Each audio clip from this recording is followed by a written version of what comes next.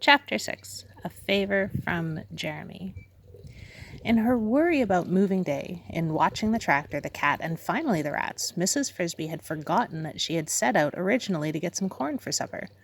Now she remembered it, so instead of continuing to her house, she turned towards the far corner of the garden and the stump at the edge of the woods beyond. She was a little tired after her dash from the cat, so she walked along slowly, feeling the warmth of the sun and the smell of the breeze. This mild breeze, carrying the moist essence of early spring, caused a dead leaf to flutter here and there, and across the garden near the fence it moved something that sparkled in the sunlight.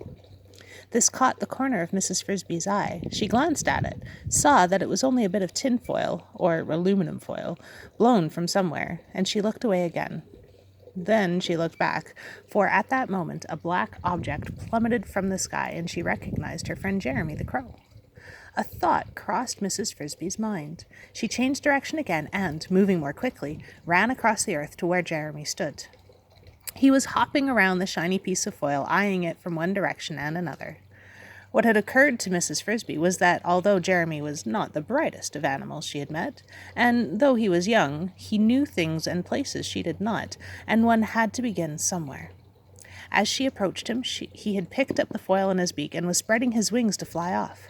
"Wait, please," she called. He turned, folded his wings, and then replaced the foil carefully on the ground. "Hello," he said. "You remember me?" "Well, of course, you saved me from the cat." Then he added, "What do you think of this piece of foil?" Mrs. Frisby looked at it without much interest. "Well, it's just a piece of foil," she said. "It's not very big." "True, but it's shiny, especially when the sun strikes it just so." "Why are you so interested in shiny things?" "Well, really, I'm not. At least not very.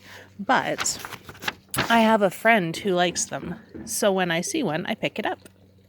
"I see. Well, that's very thoughtful. And would the friend be female?" "Well, as a matter of fact, yes, she is. How did you know?" "Just a guess," said Mrs. Frisby. "Do you remember saying once that if I needed help, I might ask you?" "I do. Any time. Just ask for Jeremy. Any of the crows can find me. And now, if you will excuse me..." He bent over to pick up the foil again. "Oh, well, please don't go yet," said Mrs. Frisby. "I think perhaps you can help me now." "Ah," said Jeremy. "Well, what kind of help? Are you hungry?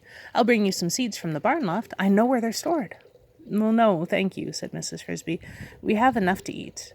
And then she told him as briefly as she could about Timothy, his sickness, and the problem of moving day. Jeremy knew about moving day. Crows don't have to move, but they keep a close watch on such activities as plowing and planting, so as to get their fair share of what's planted, and with their sharp eyes they see the small animals leaving before the plow. So he clucked sympathetically when he heard Mrs. Frisby's story, cocked his head to one side, and thought as hard as he could for as long as he could, which was about 30 seconds. His eyes closed with the effort. "I don't know what you should do," he said finally. "I'm sorry.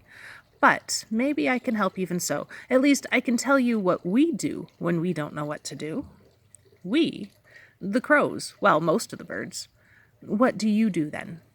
"Over that way." Jeremy nodded in the direction of the deep woods and faraway mountains that rose beyond the fence. "About a mile from here there grows a very large beech tree, the biggest tree in the whole forest. Near the top of the tree there is a hollow in the trunk. In the hollow lives an owl who is the oldest animal in the woods, some say the world. When we don't know what to do, we ask him. Sometimes he answers our questions, sometimes he doesn't. It depends on how he feels, or, as my father used to say, what kind of humor he's in." Or possibly, thought Mrs. Frisby, on whether or not he knows the answer. But she said, "Could you ask him then if he knows of any help for me?" She did not think it likely that he would. No," Jeremy said, "that won't do.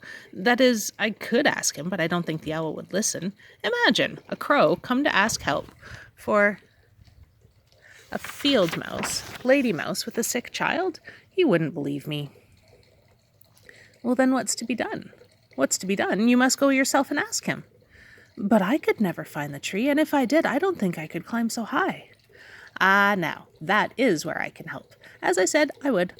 I will carry you there on my back, the way I did before, and home again, of course." Mrs. Frisby hesitated. It was one thing to leap on a crow's back when the cat is only 3 jumps away and coming fast, but quite another to do it deliberately, and to fly deep into a dark and unknown forest. Well, in short, Mrs. Frisby was afraid. Then she thought of Timothy and of the big steel plow blade. She told herself, I have no choice. If there is any chance that the owl might be able to help me, to advise me, I must go. She said to Jeremy, thank you very much. I will go and talk to the owl if you will take me. It is a great favor. It's nothing, said Jeremy. You're welcome, but we can't go now. Why not? Well, in the daytime, when the sun is out, the owl goes deep into the hollow and sleeps. That is, they say he sleeps, but I don't believe it. How could anyone sleep so long?